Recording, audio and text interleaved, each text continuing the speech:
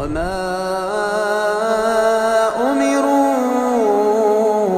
إلا ليعبدوا إلها واحدا لا إله إلا هو سبحانه عما يشركون.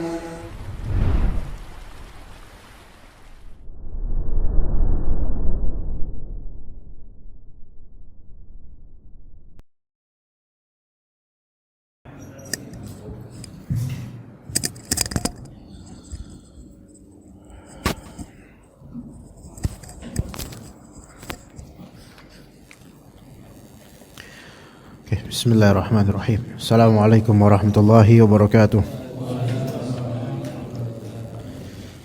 Innal hamdalillah nahmaduhu wa nasta'inuhu wa nastaghfiruh wa na'udzu billahi min shururi anfusina wa sayyiati a'malina.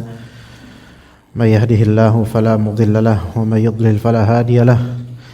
Asyhadu an la ilaha illallah wahdahu la syarika lahu wa asyhadu anna Muhammadan abduhu wa rasuluhu la nabiyya ba'dahu. Allahumma inna nas'aluka ilman nafi'a wa rizqan tayyiba wa amalan mutaqabbala. Kita akan melanjutkan pengkajian kitab At-Tawdih wal Bayan li Syajaratil Iman karya Syekh Abdurrahman bin Nasir As-Sa'di rahimahullah. Pembahasan tentang manisnya iman di hati.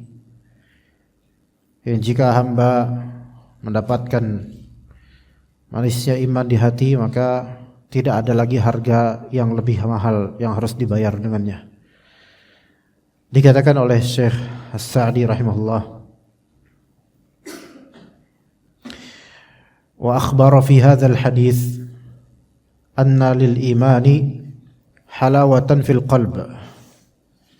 Nabi sallallahu alaihi wasallam mengabarkan dalam hadis bahwasanya, yaitu hadis orang-orang yang jika ada tiga hal ini pada dirinya, maka dia akan mendapatkan halawatul iman, yakni manisnya iman. Iman memiliki halawah. Halawah itu manis. Manis di sini bukan rasa yang dikecap di lisan, tapi manis itu yang enak. Manisnya iman. Nikmat di hatinya. Idza wajadaha al-'abdu sillatahu 'anil mahbubatid dunyawiyyah wa 'anil aghradin nafsiyyah wa awjabat lahu al-hayat at-thayyibah. Sallathu, ya. Jika ada hamba merasakan manisnya iman di hati, dirapatkan itu, maka manisnya iman di hati itu akan melampaui hal-hal duniawi yang dia cintai tadinya, atau aghrad an-nafsiyah, yaitu tumuh atau ambisi-ambisi pribadi. Ya, itu kalah dengan nikmatnya iman. Ya, dengan manisnya iman. Wa aujabat lahul hayatut thayyibah, dan pasti dia akan dapat kehidupan yang enak di dunia ini. Ya, jadi ketinggian iman dengan manisnya itu berseberangan dengan kehendak dan syahwat keduniaan. Kalau berhasil seseorang melampaui atau tidak mengindahkan ambisi dunianya demi ibadahnya, maka ini imannya lagi tinggi. Entah itu didukung oleh lingkungan, jadi imannya tinggi, atau didukung oleh keadaan diri, seperti lagi sedih dekat sama Allah, lagi sakit tinggi imannya. Orang kalau lagi sakit atau sudah berusia tua, mau ngapa-ngapain juga susah. Maka itu mendukung untuk meredam hawa nafsu dan ambisi-ambisi dunia, sehingga dekat pada Allah Azza wa Jalla. Di situ akan merasakan manisnya iman. Dan orang kalau merasakan manisnya iman itu biasanya ada firasat atau merasakan betul-betul inilah kelezatan yang hakiki. Sehingga ketika melihat orang-orang yang tidak sedang Allah rizkikan manisnya iman, itu sangat tampak perbedaannya. Sangat tampak betapa kasihannya orang-orang ini gitu. Bukan sombong, bukan, tapi emang tampak. Alhamdulillah Allah rizkikan saya amal istiqomah, sementara orang-orang lain belum Allah rizkikan. Itu sangat kelihatan ketika Allah lagi angkat derajat kita atau iman kita. Tapi gak boleh sombong. Jadi hidupnya enak. Al-hayat at-tayyibah. Ada mendengar al-hayat at-tayyibah itu kehidupan yang enak. Semua orang pengen kehidupan enak. Istilah good life, kehidupan yang indah, beautiful life, itu semua orang pengen. Semua orang membicarakannya. Semua orang beropini bagaimana cara mendapatkannya. Ada yang dengan uang, ada yang dengan kekeluargaan, ada yang dengan pergaulan, ada yang dengan zina, ada yang dengan musik, ada yang dengan hobi dan seterusnya. Banyak. Semua orang beda-beda pendapat. Nah, ada suatu ketika, mungkin 2 hari lalu ya, Anda menyimak salah satu program BBC World Service atau BBC Radio 4 mungkin. Itu programnya All in the Mind namanya. Itu tentang masalah-masalah mental, psikis, psikologis, kejiwaan, behavior, tingkah laku orang, akhlak. Nah, itu All in the Mind. Program itu episode udah ratusan. Nah, yang episode terakhir itu ada judulnya tentang flourishing life. Kehidupan yang flourish gitu. Apa itu flourish? Kalau bahasa Arabnya itu hayat thayyibah gitu loh. Flourish itu semua hal tuh lancar baik gitu loh. Itu flourish namanya. Gitu Pak. Pernah enggak ngerasain sehari itu semua itu enak gitu loh. Ya. Mau ke warung ada, motor ada, badan sehat, anak ada, rezeki tersedia, orang juga pada welcome gitu. Kayaknya hari ini gak ada hambatan deh gitu. Jadi hidup tuh kayak flourish aja gitu loh. Kayak gak ada kekesalan nyangkut di hati, itu namanya flourishing life. Nah, di situ pun dibahas walaupun gak sampai 10 menit untuk masalah flourish ini. Ternyata flourishing life ini orang mendapatkannya ketika dia mendalami nilai dan value terhadap peristiwa-peristiwa di kehidupannya dan menghargainya serta mensyukurinya. Ini yang ngomong nih semua orang kafir ini ketika di BBC itu. Profesornya, doktornya gitu, bukan muslim. Kemudian ada seorang doktor atau profesor dalam bidang psikologis ya, psikologi, membuat riset 22 negara. Ya. Tentu 20 negara yang dia pilih itu pasti negara-negara yang potensial untuk diriset lah, bukan negara-negara yang sedang konflik Sudan misalnya, kok itu mah lagi susah. Enggak, negara-negara yang potensi untuk berbahagia. Tentu kalau misalnya antum pernah dengar rata-rata kalau negara apa yang paling bahagia, rujukannya Finlandia, Norwegia, ya, Skandinavia lah, karena alamnya. Swiss, enggak, Swiss kurang, tapi pokoknya Skandinavia terus, pokoknya yang Norwegia, Finlandia, Iceland dan seterusnya. Ya. Enggak ada Bekasi gitu enggak. Bekasi penuh tekanan dan galian jalan. Nah, dari 22 country, jadi presenter BBC ini nanya kepada dokter ini, which is the highest rate country dalam masalah flourish ini? Apa jawabannya? Indonesia. Ana enggak nyangka ini orang bakal ngomong Indonesia. Are you kidding me? Dalam hati aneh. Kalau ada ingat orang Indonesia ya, beneran ini ya, Indonesia pertama. Dan paling lowest itu paling apa ya? Dari dua-dua itu yang paling lowest Jepang, Pak. Jepang itu paling rendah tingkat flourishing life-nya. Ternyata flourishing life-nya itu ada sebenarnya berasal dari apa ketika dia ngomong lagi gitu. Ke bagaimana mengapresiasi keadaan gitu loh, dan mensyukuri gratitude dan mensyukuri apa yang ada gitu, dan menyelami makna dari kejadian-kejadian kehidupan orang Indonesia nomor pertama, Pak. Waalaikumsalam warahmatullahi. Iya. Ini bapak ini kok di Jepang udah dijelek-jelekin, Pak. Tapi kok di Indonesia biasa aja. Karena maklumi coba orang Indonesia tuh apa-apa maklumin. Iya. Sampai di Saudi orang Indonesia yang umroh gampang ditipu oleh pedagang karena apa? Enggak nawar enggak apa. Ummahat yang raja nawar di pasar kaget di Saudi Arabia ketika ini enggak bisa nawar. Karena orang Indonesia itu betul-betul menengah sebenarnya gitu loh. Nah, ajaib. Hayat thayyibah.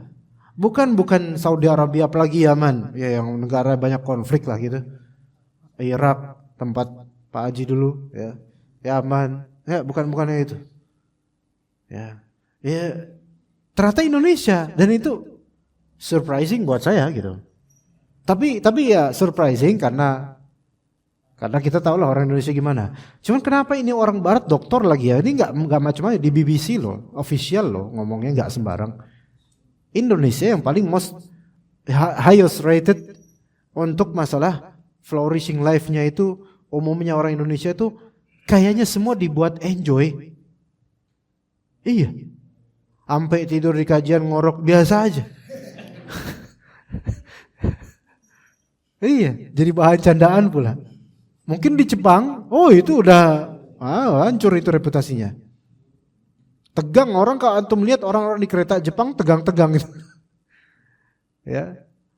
Nah, ala kulli hal. Tapi ini flourishing ini kan berdasarkan riset orang yang tidak beragama gitu maksudnya.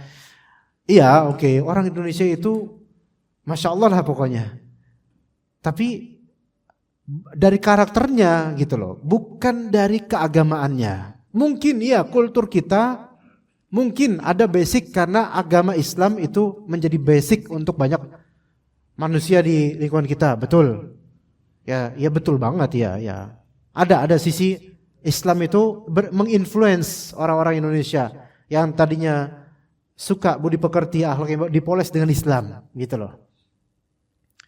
Ada sisi itunya. Ya, dan itu memang terbukti juga. Tapi dari segi BBC itu nggak bakal menyangkut tentang religion untuk masalah-masalah seperti ini. Nggak mau mereka. Mereka pengennya fair aja, semua religi sama gitu. Ala kulli hal. Itulah al-hayat at-thayyibah. Ya, Gemah Ripah Lojinawi, Masya Allah. Kita yang sebelum ada film dokumenter sampai di televisi kita, dulu kok ada pemandangan indah, selalu kita bilang nih pasti luar negeri. Dulu. Tahun 90-an. Kita nggak percaya nih ada di Indonesia. Sampai ibu saya yang asli Kalibata itu ketika saya beritahu kok di Kalimantan ada ular kobra nggak percaya. Di Kalimantan ada ular kobra nggak percaya. Nggak masa di luar negeri lah ular kobra itu ibu saya tuh saking mohon maaf Bu ya. Insya Allah ini bukan ghibah ya mudah-mudahan. Nggak percaya. Ya. Saking kita ini ada sisi sederhana orang-orang kita ini gini-gini aja gitu loh. Nah, alamnya Masya Allah. Orang-orangnya juga Masya Allah. Di Saudi Arabia, orang yang paling disukai itu orang Indonesia, Pak. Maksudnya orang asing yang paling disukai, tentu orang Saudi lebih suka orang di mereka sendiri tentunya. Ya, wajar lah, nationality-nya kan sama. Tapi enggak dari orang asing, mereka lebih suka orang Indonesia dari segi tingkah laku dan akhlak. Kalau nggak percaya, iris kumis kucing, Pak. Beneran. Dibandingkan IPB Indonesia, India, Pakistan, Bangladesh, orang Indonesia itu lebih enjoy, lebih berakhlak, lebih lunak lah gitu. Ya. Umumnya begitu. Ini ya bukan berarti membanggakan ini ya kabilah atau negara ya, ada kebaikan orang-orang kita, ada juga kekurangannya banyak juga ya. Tapi kembali ke yang tadi, yang real adalah yang betul-betul hakiki adalah flourishing life atau kehidupan yang nikmat, enak, semua tuh kayak membuat hati itu senang, enjoyable, enak gitu. Itu hakikatnya dari manusia iman dulu, bukan dari sebatas akhlak doang atau sebatas punya kebaikan doang gitu, tapi imannya. Ya gitu. Dan yang dari hadis Nabi SAW, untuk mendapatkan iman manis seperti ini, prinsipnya yaitu 3. Allah dan Rasulnya adalah yang paling dicintai, yaitu ittiba, ikut dengan dalil, ikut dengan Allah dan Rasulnya, itu pertama. Kedua, kalau mencintai orang itu karena Allah, bukan karena zat orang itu doang, gitu. Dan yang ketiga, enggak mau kembali kepada kemungkaran, pengen istiqomah, itu dia kuncinya, supaya hidup itu enak, flourish, gitu. Nah, memang ajaib kalau misalnya kita melihat riset banyak orang yang paling damai hidupnya di Norwegia. Mungkin iya, dari sisi psikologis yang tidak dikaitkan dengan agama, mungkin karena di desa-desa sana itu ya gimana nggak damai Pak, orang nature-nya dan Pak alamnya tuh indah banget Pak. Rumah juga berjauhan. Coba kalau rumah dempet-dempetan kayak lubang buaya. Dikit-dikit buaya, ngomong buaya. Ya, begitu. Makanya kesannya ini indah nikmat. Tapi kalau ada segi religius enggak. Tapi kemudian fa inna man ahabba Allah wa rasulahu lahaja bi dzikrillah tab'an. Fa inna man ahabba syai'an aktsara min dzikrihi. Barang siapa yang mencintai Allah dan Rasulnya, maka dia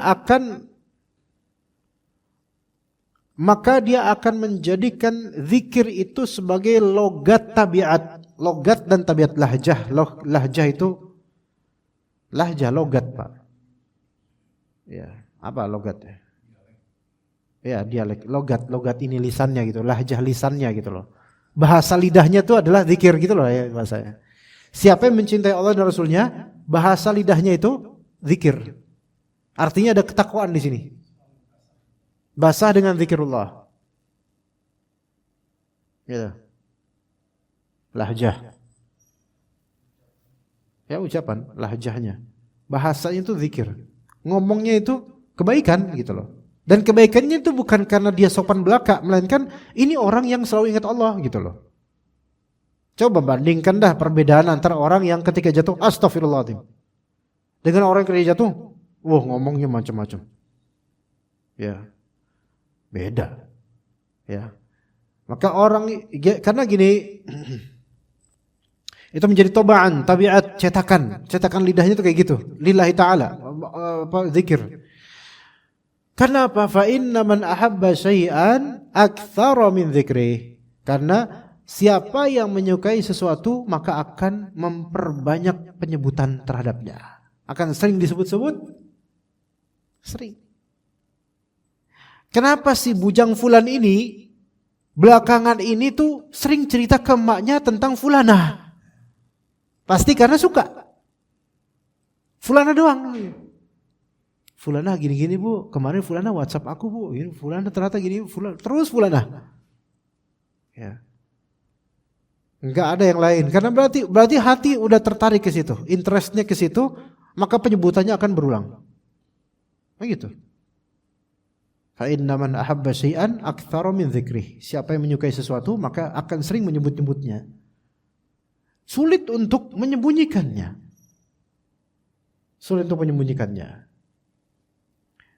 Maka orang yang mencintai Allah dan Rasulnya akan sering menyebut zikir, menyebut hadisnya. Wajtahada fi mutaba'ati Rasul. Siapa yang mencintai Allah dan Rasulnya akan bersungguh-sungguh untuk meniru, mengikuti Rasulullah SAW.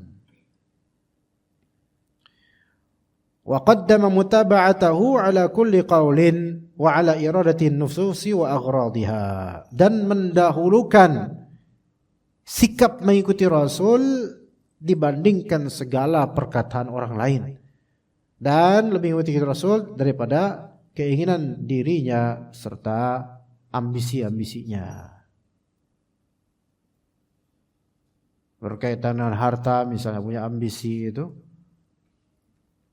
bisa berseberangan dengan larangan-larangan Rasulullah SAW, bisa aja. Wa man kana kadzalik, siapa yang kayak gitu, track bagusnya, fa nafsuhu mutmainnatun mustahliyatun lit-ta'at, maka jiwanya itu akan tenang dan berhiaskan dengan ketaatan-ketaatan. Qadin syarha sadru sahibiha lil Islam, dada pelakunya ini telah lapang untuk Islam. Bahwa ala nurin min rabbih, dia berada di atas cahaya dari Allah. Wa katsirun minal mu'minina la yasilu ila hadhil martabatil aliyah, banyak dari kaum mukminin enggak nyampe sampai martabat ini, enggak nyampe karena susah, memang butuh istiqomah. Kata Allah di surat Al-An'am, walikullin darajatum mimma amilu, setiap pihak itu memiliki derajat dari apa yang mereka kerjakan, beda-beda derajatnya di sisi Allah. Wa kadzalika fi sahihain min hadits Abi Hurairah annahu sallallahu alaihi wasallam qala, begitu juga di Bukhari Muslim dari hadis Abu Hurairah bahwasanya Nabi sallallahu alaihi wasallam bersabda, al-imanu bid'un wa sab'una syu'bah, iman itu 72 golongan. A'laha qaulu la ilaha illallah wa adnaha imatatul adza 'anit tariq, yang paling tinggi itu perkataan la ilaha illallah, yang paling rendah itu memungut rintangan dari jalanan. Wal haya'u syu'batun minal iman, rasa malu adalah bagian dari keimanan. Dari iman ada 60 atau 70 sekian cabang. Yang paling tinggi la ilaha illallah, itu paling tinggi. Tiada yang berhak disembah melainkan Allah. Dari segi ucapan tentunya, dan juga peramalan tauhid itu paling tinggi. Dan itu dasar dari semua iman, bahkan la ilaha illallah. Yang disebut kalimat thayyibah, disebut kalimat tauhid, disebut kalimat syahadat. Kemudian wa adnaha, yang paling ringan apa? Dari iman, imatatul adza 'anit tariq, memungut rintangan dari jalan. Iman. Maka lawannya adalah membuat rintangan di jalanan. Nah, ini kurang beriman, maksiat. Makanya bikin portal atau polisi tidur itu nggak boleh sembarangan, karena itu jalan publik. Kecuali kalau pihak otoritas seperti pemerintah daerah, itu nggak perlu diskusi lagi sama bawahan, repot. Insya Allah kalau pemerintah daerah umumnya untuk maslahat bersama lah gitu ya. Atau Pak RT setelah rembukan warga gitu loh. Kalau itu jalan umum ya, bukan jalan pribadi gitu. Kalau jalan pribadi nggak apa-apa, bikin portal sendiri nggak apa-apa, kan jalan pribadi ya. Tapi kalau jalan umum, maka bikin portal harus dengan persetujuan mungkin RT setempat gitu loh. Begitu juga dengan bikin apa? Polisi tidur. Ya, seenggaknya rembukan deh gitu loh. Jangan karena mentang hanya di rumahnya kemudian nggak mau rembukan gitu. Ya Pak Haji, misalnya Pak Haji bikin polisi tidur depan rumahnya. Lah orang bingung. Ini kan jalan raya. Tiba-tiba ngebut ada itu aja. Mungkin berapa kali kecelakaan terjadi dalam sehari karena kaget orang-orang. Udah gitu polisi tidurnya dibangunin lagi. Tinggi gitu maksudnya. Atau kadang ada yang membuat polisi tidur tapi tidak proporsional gitu. Kayak misalnya udah kayak Gunung Merbabu gitu. Luas gitu. Sehingga sebagian mobil itu gantung di atas. Saking luasnya itu, sampai bawahan mobil akhirnya duk gitu. Terus agak susah jalan gitu. Ya gitu. Nah, ya ini nggak benar kan bikinnya. Atau bikinnya ada memang nggak gede, cuman nyelekit kalau lewat situ, tek gitu. Kok kesel ya gitu loh. Padahal biasa aja, padahal kecil, tapi kok ngeselin ya? Ada loh kayak gitu, nggak tahu terbuat dari apa itu. Mungkin yang bikin itu pakai hatinya banget kayak nggak tahu dibacain apa itu. Nah itu. Jadi imatatul adza, kalau misalnya memungut rintangan itu berpahala, maka membuat rintangan relatif berdosa gitu loh. Relatif, saya bilang relatif karena kadang-kadang membuat rintangan ada maksud baik atau disepakati gitu. Kayak di portal nih perumahan bagian sini banyak jalan di portal, tujuannya apa? Ya supaya nggak banyak orang masuk dengan sembarangan gitu. Kan banyak perumahan seperti itu. Ada jalan di portal harus lewat sana, lewat muter sana gitu. Ada maslahat lah gitu. Kalau itu nggak apa-apa asal secara kemasyarakatan gitu, nggak sepihak saja. Juga misalnya membuat petasan di jalan. Atau gini aja Pak. Oke, kok petasan. Kadang-kadang ngeprank di jalanan Pak. Ngeprank. Kadang emang lucu memang, cuman ngapain coba ya. Misalnya naruh dompet di jalan padahal itu ada talinya. Orang kira-kira berhenti nggak? Kalau antum gini berhenti nggak Pak? Ada dompet. Ngomong di sini berhenti, perbuatannya gimana? Berhenti karena pengen ngembaliin ke pemiliknya. Masya Allah, mulia sekali saat menjawabnya di masjid ini. Alhamdulillah, insya Allah gitu ya. Tapi ada orang kan berhenti, ya ketika tahu niatan awal dia, kan? Berhenti, dompet nih. Ambil, jalan dompetnya. Ditarik sama anak-anak pada ketawa di situ. Terus ada CCTV atau ada kamera. Udah besok-besok muka orang ini terpampang di Instagram, di Facebook nih. Baik, pertanyaannya ini haram atau halal? Boleh atau enggak? Enggak boleh. Dari dua sisi, dari sisi mempermalukan, dari sisi berbuat sesuatu yang tidak ada manfaatnya, ini enggak boleh. Kemudian sisi yang kedua, memburukkan citra orang, mempermalukan orang. Apalagi orang ini mungkin dia seorang bapak misalnya yang punya keluarga, punya anak, terus terpampang kemudian diketawain sama masyarakat. Hatta dia nggak tahu diketawain. Tapi ini lebih buruk daripada ghibah Pak. Enggak? Ghibah itu paling sekedar seberapa orang doang Pak. Lah ini kalau udah sampai media sosial, diketawain itu lebih buruk daripada ghibah Pak. Berapa ratus ribu orang. Dan itu udah nggak bisa terbendung lagi kalau udah di-share di mana-mana. Hati-hati. Maka hati-hati dengan prank-prank kayak gitu deh. Diliput. Habis itu malah dari prank kayak gitu pemiliknya diupload videonya dapat apa? Dapat income dari situ, duit. Ini haram. Kehormatan orang dirobek atau dikurangi, terus dia dapat apa? Duit dari naudzubillah min dzalik. Maling aja enggak setega ini loh. Ya. Kalau bapak-bapak di sini insyaallah enggak ada yang suka ngeprank, Pak. Tapi muka-mukanya kayak enak di prank sih. Dikerjain. Kemudian wal haya'u syu'batun minal iman. Rasa malu itu adalah bagian dari iman. Nah, rasa malu bagian dari iman.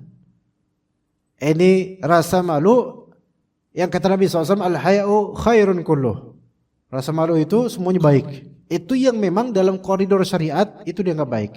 Adapun rasa malu yang tidak pada tempatnya, maka ini perlu dikritisi lagi secara syar'i gitu. Malu tidak pada tempatnya. Maka kalau misalnya mojang, perawan, malu-malu ketika dinazar oleh calon suami, itu wajar Pak? Ya wajar lah kok, itu nggak masalah. Itu natural, itu tabiat kewanitaan, keperempuanan, nggak masalah. Ada malu yang memang tidak pantas secara syar'i, yaitu enggak tahu hukum. Tapi dia butuh darurat segera untuk bertanya, cari tahu, tapi dia malu.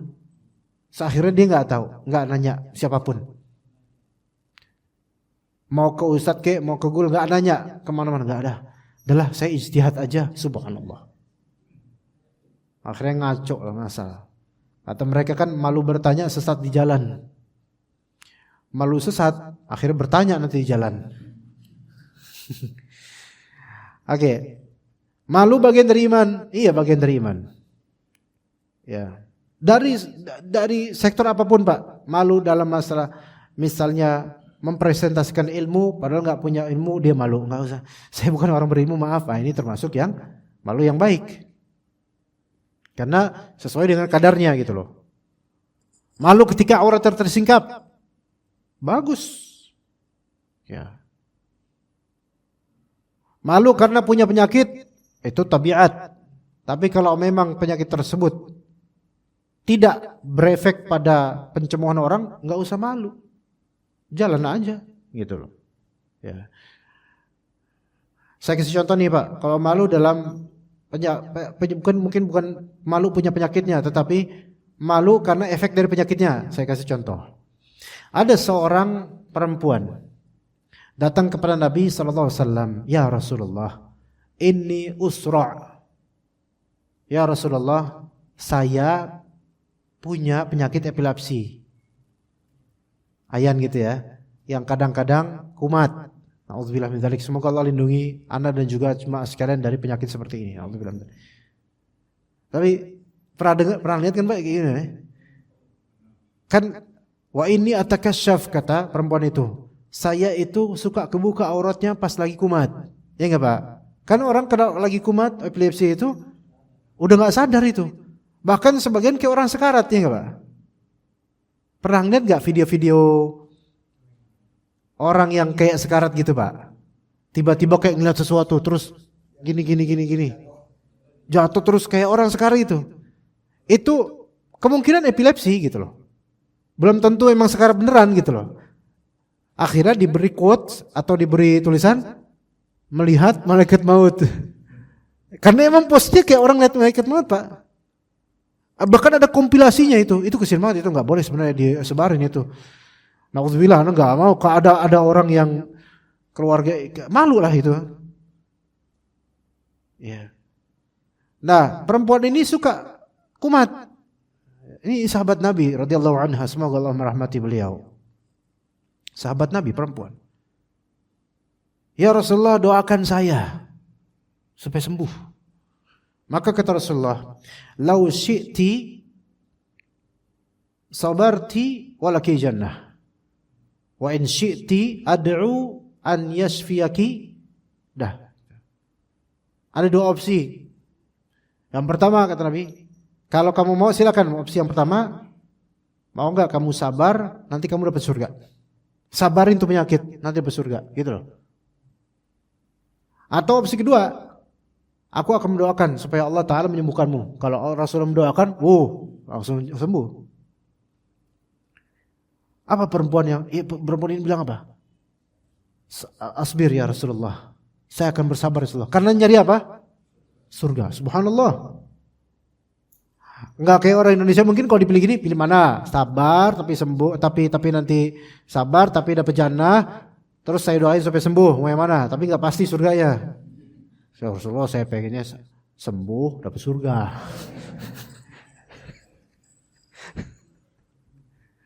Ente kadang-kadang ente gitu kan. Tapi cuma dua itu opsinya, enggak ditawar sama perempuan. Maka perempuan itu ambil yang lebih afdol, yaitu sabar karena mencita-citakan surga. Masya Allah. Padahal penyakit epilepsi ini bukan penyakit ringan Pak. Berat. Masuk psikis, masuk fisik juga, semua masuk kena. Enggak ringan juga, dari segi kehormatan juga enggak ringan ini. Nah kemudian, ya Rasulullah, ini bukan nawar, tapi karena rasa malu yang ada padanya. Ya Rasulullah, saya suka apa? Kebuka aurat saya kalau lagi kumat. Tolong doakan supaya saya bisa ditutupi auratnya. Maka Rasulullah pun mendoakannya. Bukan mendoakan kesembuhan, mendoakan supaya tertutup auratnya. Ajib. Ini apa? Al-haya, rasa malu, gitu loh. Bukan malu karena penyakitnya di sini mah. Karena itu qadar Allah, tapi malu karena auratnya tersingkap. Radhiyallahu anha. Ini bagian dari iman. Bahkan beliau memilih sabar, karena dengan sabar itu dia akan dapat surga. Itu juga bagian dari iman yang tinggi jemaah. Karena belum tentu seseorang ketika sembuh dia kembali beriman atau bertakwa, belum tentu Pak. Banyak orang ketika sakit dekat sama Allah, ketika sembuh lupa sama Allah. Manusia banget itu. Oke, sabar ya Pak ya. Telinganya gimana Pak Amin? Pakai antena sekarang? Udah jelas insyaallah? Jelas Pak Amin? Jelas? Hah? Berarti jelas. Kalau misalnya nggak jelas biasanya ngomel-ngomel sendiri kan gitu. Semoga Allah Ta'ala rahmati Pak Amin dan ganjari pahala. Dan juga semua dari kita. Amin. Ya. Oke, kemudian dikatakan di sini wa hadza sharihun annal iman yashmalu aqwal al-lisan wa a'mal al-jawarih wal i'tiqadat wal akhlaq wal qiyam bihaqqillah wal ihsana ila khalqih. Ini jelas banget, straight, bright, jelas belatan bahwasanya iman mencakup apa? Perkataan lisan bagian dari iman. Amalan anggota tubuh bagian dari iman. Akidah-akidah yang di hati bagian dari iman. Akhlak, behavior, good attitude itu bagian dari iman. Disebut ini iman. Berbuat baik kepada makhluk, kalau itu karena iman, karena lillahi ta'ala, karena perintah Allah dan Rasulnya, karena ingat akhirat, itu baru iman. Jadi bukan semata-mata baik gitu doang, enggak. Pak, kalau misalnya al-ihsan ilal makhluk, berbuat baik per makhluk, ini kan mencakup makhluk ya, manusia ya. Kemudian binatang. Orang barat banyak gak berbuat baik pada binatang? Baik, mereka banyak yang baik Pak. Konservasi misalnya, ada konservasi binatang. Konservasi itu apa ya? Perlindungan apa-apa ya? Penangkaran apa-apa ya namanya? Konservasi. Tapi gak semua dari kita paham konservasi apa ya? Konservasi itu adalah sistem perlindungan agar habitat itu tidak punah gitu loh. Baik itu konservasi tanaman, itu konservasi jamur, pohon, binatang, supaya nggak punah. Maka dipertahankan dengan dipelihara, dikembangbiakkan atau dijaga daerahnya gitu loh. Itu namanya konservasi. Itu orang Muslim mungkin banyak yang nggak peduli Pak dengan hal ini.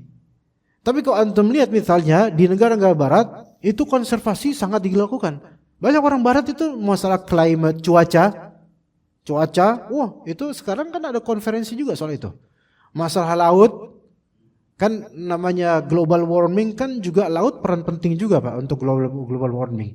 Itu ada juga rapat internasional ya Pak. Jadi mereka peduli banget sama lingkungan, sama hewan, peduli. Sampai anak penikmat podcast tentang nature Pak, alam. Ya. Terutama UK, United Kingdom itu mencakup Inggris, Skotlandia, Wales dan Irlandia Utara. Sebenarnya itu semua kan Irlandia Pak ya. Kan ada Irlandia Selatan, ada Irlandia Utara. Kalau Irlandia Utara jadi negara sendiri, Irlandia Selatan tuh semua negara UK yang Wales, Great Britain itu ya. Nah itu mereka kan alamnya bagus, banyak dan diurus banget Pak. Sampai anak itu mendengar beberapa podcast riset yang meriset apa? Meriset cacing kecil, lebah jenis tertentu, sampai dicari rumahnya untuk lebah yang sama sejarak berapa meter, ratusan meter, berminggu-minggu.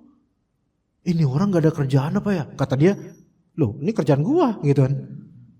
Itu sampai kita, kira-kira ada gak orang lubang buaya kayak gitu? Gak ada Pak.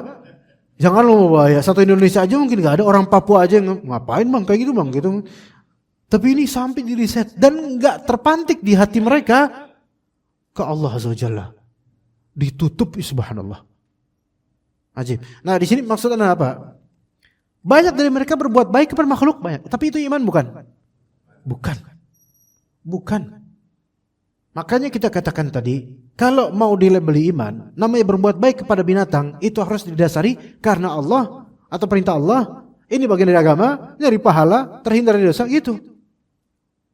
Nah sekarang ada pezina yang Nabi SAW kisahkan, perempuan pezina yang habis minum, terus kemudian melihat ada anjing, melet gitu, kehausan. Nah, ini pezina loh, pelacur loh, ini orang yang banyak dosa besarnya loh. Nah kemudian sampai turun ke sumur dan menggigit dengan sepatu itu, menggigit untuk inin air gitu apa namanya, ngambil air dengan cara gigit gitu, demi si anjing ini gitu loh. Naik, terus habis itu berbuat baik dengan minum. Ada kemungkinan Ini karena tauhid yang ada pada perempuan perzina ini. Yaitu dia beramal ini, berbuat baik pada anjing ini karena Allah. Ya, dia bukan anak Bani Israel. Muslimah, tapi berzina gitu loh. Na'udzubillah min dzalik. Syuf lihat, sampai berbuat baik kepada binatang itu bagian dari iman. Yang menghasilkan apa? Pahala yang besar bisa. Dan menghasilkan apa? Menghasilkan ampunan Allah Azza wa Jalla dari dosa besar bahkan, subhanallah. Itu padahal anjing loh, yang binatang yang dalam syariat Nabi Muhammad SAW itu jumhur ulama mengatakan najis. Ya. Gak ada kemudian lihat anjing kehausan, ih najis lo, ngapain gue bantu lo, mati aja lo, gak ada kayak gitu. Malah dibantu, subhanallah. Pernah gak ngeliat reels video orang barat kafir ngelihat anjing lagi kehausan, lagi hampir mati, kemudian dibersihin, dirawat, dikedokterin, kemudian sampai jadi sehat. Padahal itu dogi loh. Kalau kita bilang, kira-kira nih orang masuk surga ya? Ya enggak masuk surga, loh, orang kafir. Tiketnya apa? Asyhadu an la ilaha illallah, asyhadu anna rasulullah, masuk Islam dulu. Maka betapa percumanya perbuatan ihsan kepada makhluk kalau bukan karena Allah, bukan karena iman, di akhirat enggak dapat apa-apa. Walaupun di dunia ya Allah kasih kebaikan. Ya orang-orang ini Allah kasih kebaikan. Ya. Di dunia, tapi di dunia tok. Di akhirat enggak. Fa jama'a fi hadzal hadits baina a'lahu wa aslihi wa qa'idatihi wa huwa qaulu la ilaha illallah i'tiqadan wa ta'alluhan wa ikhlasan lillahi wa baina adnah wa huwa imatatul 'azmi wasyaukati wa kulli ma yu'dhi 'anit tariq. Di hadis yang tadi digabungkan antara the highest yang paling tinggi dengan the lowest dari iman. Yang paling tinggi la ilaha illallah, dan segala amalan yang memang karena la ilaha illallah, dari perkataan perbuatan la ilaha illallah. Yang paling rendah memungut apa? Azam, tulang, syaukah, duri, dan apa yang mengganggu. Yu'dhi itu mengganggu walaupun belum tentu menyakiti. Adza itu adalah gangguan, dan apa yang menyakiti, apapun itu, pokoknya gangguan. Jadi mencakup sesuatu yang menyakiti, mencakup pula sesuatu yang enggak menyakiti. Mencakup sesuatu yang bikin mangkel dan mencakup sesuatu yang enggak bikin mangkel. Maka apa rintangan di jalan? Adza. Memang enggak menyakiti, tapi keberadaannya agak sedikit mengganggu. Antum singkirkan, antum cabut, antum singkirkan. Itu sudah apa? Merupakan bagian dari iman, dan itu berpahala. Dalam hadis Nabi SAW pernah melihat seseorang dengan kendaraannya bolak-balik di bawah naungan pohon yang besar, dan sebab dia masuk surga dapat nikmat seperti itu adalah dulu di dunia dia nyingkirin ranting doang sih. Karena kalau dibandingin dengan amalan kayak amalan besar, nyingkirin ranting enggak seberapa. Tapi karena pakai iman, akhirnya Allah Ta'ala kabulkan amalannya dan Allah berikan padanya surga loh itu. Gitu jemaah. Ya, maka kalau ada di antara kita berusaha untuk nyingkirin ranting supaya orang enggak keganggu, itu dapat pahala. Cuman kadang-kadang memang kompleks di zaman sekarang Pak. Kayak di depan ruko saya punya toko juga, itu ada pohon bambu, itu kayak gini Pak. Nah pohon bambu kayak gini, ini jalanan, ini pohon bambu nih gini, keberatan dia. Terus yang di sini nih banyak kabel-kabel listrik, jadi masuk ke dalam bambu-bambu ini serba salah. Mau dipotong, takutnya ini kena nih listriknya atau gimana nih, trouble. Belum lagi itu bambu di tanah orang kampung yang orangnya itu sangat sensitif orangnya. Jadi serba salah. Nah itu zaman sekarang kayak gitu. Terus dari RW udah malas sama nih orang. Karena suka nabun subuh-subuh Pak, nabun. Subuh-subuh nabun. Kita mau sholat ditabunin. Subhanallah, ada aja orang kayak gini. Iya, jadi zaman sekarang mau nyingkirin kadang-kadang trouble, nambah masalah. Ya udahlah, cari hal-hal lain yang lebih enggak trouble lah insyaallah. Ranting-ranting biasa aja. Tapi begitu, nanti kita lanjut setelah adzan biidznillah taala. Baik, kalau misalnya tadi masalah menyingkirkan rintangan atau gangguan di jalan aja itu bagian dari iman dan berefek dengan kenikmatan di surga Allah Azza wa Jalla, fa kaifa bima fawqa dzalika min ihsan. Maka bagaimana dengan apa yang di atas itu dari kebaikan? Kalau misalnya ngasih minum anjing yang kehausan saja dengan ikhlas lillahi ta'ala, itu aja bisa menggugurkan dosa lo. Udah dosa besar lo padahal lo. Apalagi kalau menolong orang yang memang manusia gitu, hamba Allah, apalagi mukmin gitu, menolong orang beriman dalam kesulitan, makanya lebih-lebih. Ya, makanya kata Nabi SAW, man nafasa an mu'minin kurbatan min kurabid dunya, nafasallahu anhu kurbatan min kurabi yaumil qiyamah. Siapa yang menolong seorang beriman dari kesulitan dunianya, maka Allah akan tolong dia dari kesulitan di akhiratnya nanti. Nah, li'anna wa dzakara al-haya, dan Nabi SAW menyebutkan al-haya, yaitu rasa malu sebagai iman. Wallahu a'lam.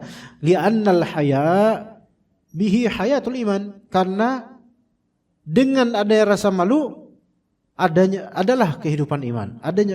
Jadi iman itu hidup karena ada rasa malu gitu loh. Jadi lafal al-haya dengan al-hayat itu relevan, korelatif. Orang yang masih punya rasa malu berarti orang ini masih hidup hatinya. Orang yang masih punya malu dalam beragama berarti dia masih punya iman kehidupannya, kehidupan beriman. Wabihi yada'ul 'abdu kulla fi'lin qabih. Dengan rasa malu itu hamba itu akan meninggalkan segala perbuatan yang buruk. Kama bihi yatahaqqaqu kullu khuluqin hasan. Sebagaimana dengan adanya rasa malu itu pun hamba itu merealisasikan segala akhlak yang baik.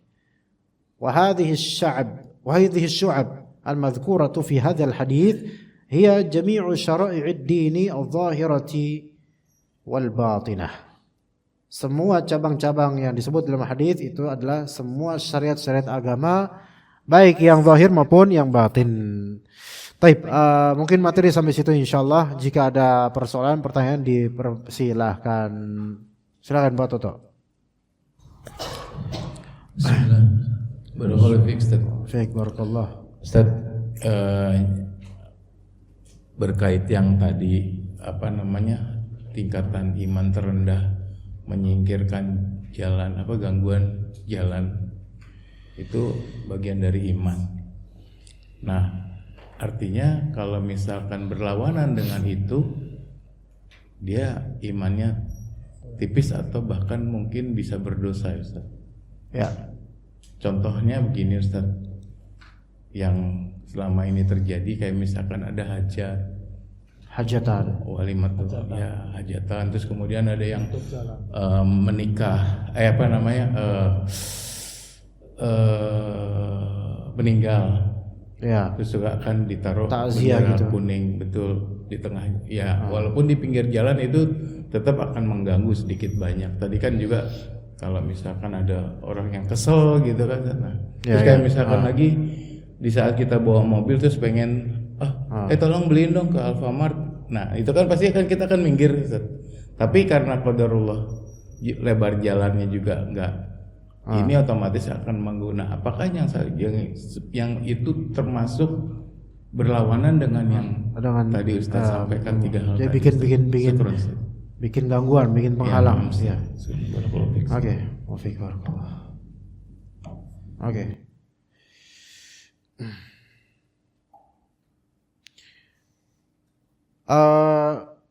Maka masalah menutup jalan itu sebenarnya dilarang memang dalam Islam, namun Anda tidak ingat tentang dalil tentang itu, tapi memang ada pelarangannya. Nah, tapi coba kita lihat dari segi aturan hukum positif ya sebenarnya. Ya. Karena masalah seperti ini kerap kali dilakukan penutupan jalan demi kepentingan pribadi. Pribadi itu maksud ke personal orang, satu orang atau keluarga saja, atau kadang kelompok ya. Itu diatur dalam undang-undang lalu lintas dan angkutan jalan. Ya, dikatakan penggunaan jalan yang bersifat pribadi antara lain adalah untuk pesta pernikahan, kematian atau kegiatan lainnya. Itu memang ada dalam undang-undang negara kita. Ya. jalan yang dapat digunakan untuk kepentingan pribadi itu juga ada. Jalan bisa meliputi jalan kabupaten, jalan kota, dan jalan desa. Nah, jika penggunaan jalan untuk kepentingan pribadi menimbulkan keharusan dalam menutup jalan, maka diperbolehkan dengan syarat terdapat jalan alternatif yang bisa digunakan oleh pengguna jalan lain. Gitu.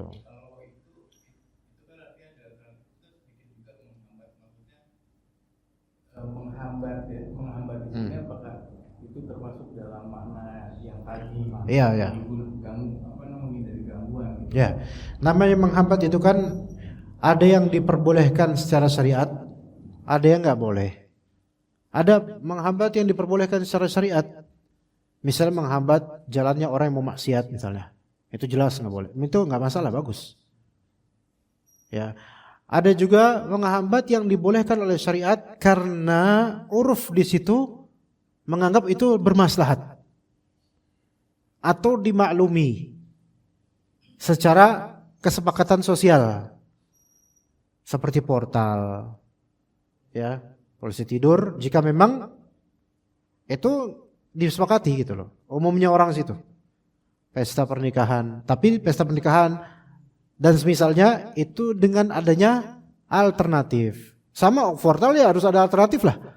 Kalau portal nggak ada alternatif, ya orang nggak pulang, gitu. Jadi, wallahu alam. Kalau bisa jangan. Tapi kalau memang harus kayak gitu, berikan alternatif pada orang-orang, baik orang Muslim atau bukan, berikan alternatif karena ini jalan publik. Itu ikuti undang-undang kita. Ini bukan ikutin undang-undang buatan manusia belaka, bukan.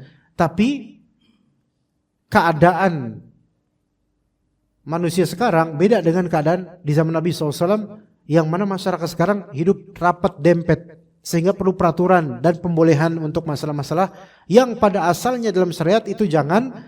Tapi ketika ini tidak bisa tidak, maka mau nggak mau ya lakukan pesta pernikahan. Kemudian ada hajatan ada kondangan, ada dan seterusnya, kematian dan seterusnya.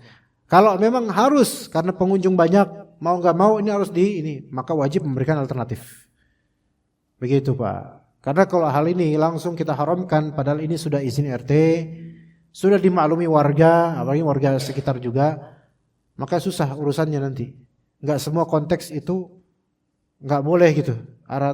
Kayak misal sholat Id, Idul Adha, ya. Kadang-kadang ada beberapa yang memang udah digaris-garis tuh jalanan, tapi RT setuju, ya karena ya mau gimana lagi, kita harus di sini gitu.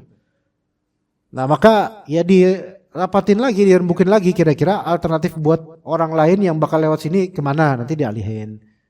Atau kita cuma pakai pas hari raya Idnya saja,